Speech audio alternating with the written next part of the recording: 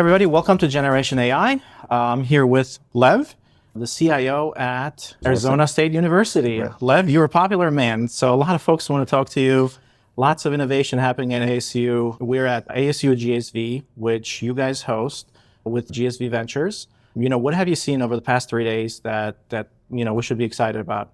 Well, last year we were talking a lot about generative AI, and this year we're actually starting to see products in the edtech space that are leveraging some of the foundational models. Last year we were 4 months into the journey, and now, of course, we're more like 16 months into it. So a couple of examples of areas where we're seeing already quite a bit of excitement. A lot of it has to do thus far with essentially the areas for quick wins. There are all kinds of challenges for sort of enterprise-wide deployments, which is my responsibility at ASU, but lots of examples of products entering the market space. So a lot of them that we're seeing here that we're interested in at ASU include looking at report generation on student information system kind of information. That is both for example, trying to make sure that we know that any given year across this country, actually 1 out of every 2 students is actually going to drop out of college. That's a huge challenge, huge challenge. Well, what can we do in terms of the insights that we have in their engagement through the use of their course management system and or the ways in which they're engaged in their campus life activities to be able to create intervention strategies that are actually not just high-level generic students at risk of dropping out, but actually being able to customize at the individual level. Right. And AI is actually driving the first passes at that. Again, not stuff that we're developing at ASU, but we're seeing it in the early marketplace, really interesting solutions and the new companies in that space. I won't mention names because we should be necessarily we should be agnostic this way, but that's a very interesting piece of it because student success is one of the fundamental challenges. Again, it's not only that challenge, but we're also seeing interesting ways in which, for example, we know that students, when they transfer between schools, and on average, community college students are actually transferring and gathering transcripts from 3 to 5 colleges before they decide to come into higher education. How can we, in the university environment, use AI to create not only predictive models, but actually to use the AI to actually constantly be prompting with individualized insights to encourage those students who are transferring in. And transfer in is a huge part of our population at ASU. We want them to be successful and not simply sending if you will, sort of a traditional CRM campaign message. Right. Go, go, go, go. Right. It's rather like, okay, students like you, and we know students like you, this is actually what it takes to make the kind of intervention. So we're seeing, again, not something that we're building at ASU, things, actually products that we're beginning to see in the marketplace addressing pain points. Hey, sounds like a lot of the stuff that I'm working on right now. Great. So one of the things I talked to the CEO of National Clearinghouse, and one of the things he mentioned is that about half of the students who transfer, they're actually transferring with a change of major as well. So schools can make it a lot easier in kind of predicting their next behaviors based on the demographics. So generative AI can be really, really powerful in that case to essentially kind of guide them through if they don't have something in that current school. Well, and imagine, a well-orchestrated foundational model that has in it all the insights, because students who are transferring on average lose a third of their credits. Yeah. So what if the model actually has insights as to exactly millions and millions of course equivalencies in it that allows the student to dialogue or to have in a multimodal way of voice conversations. Here's who I am. Everything you need to know about me is I've given you permission to use it. Exactly. And now you're going to tell me which schools are actually going to give me the optimal number of course transfers, and how long, by the way, is it going to take me to get a degree, and by the way, how much will it cost me, and compare it against the available schools that are willing to participate in that. Again, ASU in that case is participating in that, but we're seeing a lot of interesting players emerge into essentially the optimization of the student journey. Because again, all of these are pain points to student success. We call it a segment of one, like this ultimate idea of marketing and proactive outreach. So it becomes a dynamic journey rather than the pathways that we traditionally think about. Well, I mean, on your side, obviously it requires a lot of data. Having all these things into one place, ASU being the largest public university with about 180,000 students. Correct. You guys have a lot of pull to actually bring a lot of these data together. So that's the kinds of things that you guys are working on right now. We are, and one of the things, again, which is not always what investors want to hear, but certainly founders need to know, is actually that data cleansing, data cleaning, data wrangling, actually the traditional work that goes into all analytical products actually is something that actually, in the main, generative AI doesn't solve for. Yes, you could use, in some ways, generative AI to create some reconciliations of contradictory information, but in our own experience, what we're finding is actually that when there is noise in the data set, duplicative information, but with different answers, different terms that are being used to similarly point to a particular desired experience for students. The AI, of course, can't reconcile any of that, and oftentimes it's not exactly hallucinating, it's just unable to actually distinguish between. So data cleansing is a hugely important piece of the work when you're talking about things at our scale. And again, I think it's not so much, investors are looking for opportunities to realize. They look at the shiny new stuff. That works perfectly in the demo, never mind, so again, I think what we're finding here in our own work is that careful curation of data, not only does it matter, it's foundational. So when we think about then that kind of model, we talk about predictive AI, and we've had predictive AI now for a really long time. Yeah, sure have. So we've been building predictive models for enrollment management now for 2 decades plus. There's different players out there who do that. You guys are thinking about it at the foundational layer, at the individual student level, and not necessarily at, hey, we want this type of cohort class shaping. We want to build these predictive models to see how much money we're going to give to some, how much money to others to bring them in. We don't currently run, our algorithms in that intent. ASU's primary objective really is to our charter, and our charter makes the commitment to an orientation for admissions to actually helping students into the process. So again, we talk about it in the context of we measure our success by who we include, not who we exclude. And the only informing logic for the way we use technologies to advance that is to make sure that the cohort of students that we're bringing in looks like the United States of America. And actually, we've been remarkably successful in using analytical tools. And so again, the 20 years ago, ASU was a white, upper middle class kids, lots of them from California. And it was, quote unquote, a party school kind of profile. Today, we look like America, not only in terms of color, but also socioeconomic status, and also from all over the country. In fact, from countries all over the world. We use our algorithms to support that kind of commitment to our charter. So, I mean, the digital divide is one of the things that we're seeing right now every day. And some of the things that you guys have been known for, and one of the big initiatives was your partnership with OpenAI, and how you're bringing in AI into the classroom and actually into the using it for teaching classes to faculty and staff on how to actually use it in their day-to-day work for both productivity, student experience, teaching and learning. Like, what was the driver for that? Well, I mean, the driver for ASU is to find every possible tool and every kind of partnership to achieve, again, that charter commitment to student success. And so obviously, with OpenAI and ChatGPT being such a force, we in our shops immediately began to ask, where are our students at? And, literally at this meeting a year ago, people were talking about what will happen when, and I said, hold it, game's over.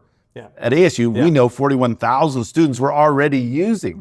Everybody approached it from a policy perspective. And I said, let's meet students really where they are. And so when we realized that organic work that was going on, I reached out to the folks at OpenAI, and again, over a period of relatively short period of time, so I said, let's craft a strategy together for the education sector. And that would start with us working on the sort of fundamentally 3 different ways in which AI can be utilized. One is fundamentally around student success. And then, of course, at a major university, we do nearly $1 billion worth of research 350 million of that is in AI. Let's advance research for for all the discovery tools that are out there. And then, fundamentally about trying to make sure that the back end of the university is more efficient, friction-free, actually provides a better experience for everyone who comes into touch with the university. And so we've been working, again, both sharing with OpenAI what we're doing, but actually internally running essentially a competition for great ideas that will have an impact in advancing our commitment to our charter, and working with faculty, with staff. And actually we just closed out a competition to students to go, we'll give you obviously the enterprise licensing, which was a big deal because of course it includes all the appropriate security and privacy parameters, as well as a no limit to the ability to use the API in terms of developing product solutions and the like. That's a big deal, but also surrounding them, and this is, I think, part of ASU's secret sauce, we also surrounded these teams with a 20-person AI acceleration team inside our organization to help faculty, staff, and students rapidly produce insights and findings that can either guide the research activities, the teaching and learning experience, or again, try to reduce some of the friction in the system. And we had 107 projects that were funded in the first go-round, which is incredible. Again, so here this year, that we're still having people kind of talk about it's all going to happen tomorrow, and we're kind of going well, by next year we'll probably have well over 100 or more outcomes that we will have measured in terms of the efficacy of the the working sort of thesis that people had on what the AI could be used for. I mean, and the other piece is that it's been really great because OpenAI's enterprise product is actually only one of 22 large language models that we now support. So it's also helping us share with the community, even if your solution is not appropriate for the OpenAI LLM, then you also can take a look at all the other, again, open source and other proprietary solutions that we're integrating, some of them in the Bedrock AWS world, some of them in, obviously in the Claude and the Gemini world. And so that's just creating a kind of really, I would say, awareness that this is not something that is likely to be, you're going to have to know in 5 years. So we had 1,700 faculty stand up and say, listen, I'm going to take a course sequence. We have 8 modules online available to faculty, anyone who's teaching at the university, to actually go from I don't know anything about generative AI to actually I've been using generative AI and I just need to get to what's the latest and the greatest. And the only time we've had that much faculty engagement is when we forced the university faculty into it when we closed for COVID, and we had to teach faculty how to act, and that was a forced march. This is like, okay, our faculty are really wanting to lean in and figure out how to use these tools. So, I mean, you're pretty ahead of, as I give workshops around AI literacy, folks just don't understand it. So do you have any of those courses available for other institutions? Or we do through arrangement. So we do have our sister organization, sister university in Arizona, which is the University of Arizona, has an arrangement with us now to make use of that 8 modules. By the way, we've also turned a series of modules around for our staff. And so again, it's customized to the staff need that are for productivity. And that part is available through our Learning Enterprise. Learning Enterprise is available for non-degree related activities. And there is a chance for anyone in the world to take a look at that catalog. There is a very modest cost associated with using it, because at this moment in time, everyone is interested. And again, and this has been organized with really good instructional design insights. There are all kinds of also special topics for folks who are interested after they finish the 8 course sequence. So one of the things that, I use this quote a lot, Jeff Selingo, he's one of the advisors at the president. So what he's saying is that the fight over amenities is over. Now technology is kind of the next frontier. So when you think about that around what you're providing at ASU and technology being at the center of this, there's going to be this divide between those who have and those who have not. So those students who will be using ChatGPT and AI in the classroom and who are being taught that, I see it as a huge differentiator and a huge propeller of them being able to kind of get the value out of it in the workforce or wherever they are. And I see it for myself, how productive I am in terms of using that, and some other folks who are not using it, the divide is pretty big. So how do you think about that? Is there a strategic initiative around we need to do this because we're seeing that this is going to be transformational? Fundamentally, I mean, again, in the charter, our commitment here is to make sure that every student, not just some students, Right. every student has access to this work. So, for example, we have our first 2 degrees in AI. One of the first ones. In the business world, in the world of business schools, Yeah. the very first ones in the country. And part of that is to, again, say everyone who comes to ASU has an option to take a degree that will prepare them for the workforce of the future, which again is not so much in the future like it's right now. It's right now, yes. A chance to have the right kind of experience, opportunity to both research, provide context, understand the relationship between ethics, security, privacy, and products that Right. go to the market. All of that kind of work is in play. And again, I agree with the thesis that you have there, which is if we're not intentional about it, AI could be the next great part of the digital divide. When you start thinking about AI as it pertains to the changes that it's going to introduce to education, you're part of the internet revolution. Mm-hmm. So you're early on Internet 2 and all of the different initiatives that you're involved with. So you saw that, but it played out in a little bit of a longer time frame, the internet change and the internet revolution. And higher education kind of took a little bit of a slow backseat to that one. Well, I'm going to correct you on that one because in some ways, I think there's a point to be made, but I'll try to make it succinctly. Higher education was actually the progenitor. We invented the it. progenitor of the internet, and again, that does take us back now the better part of 50 years.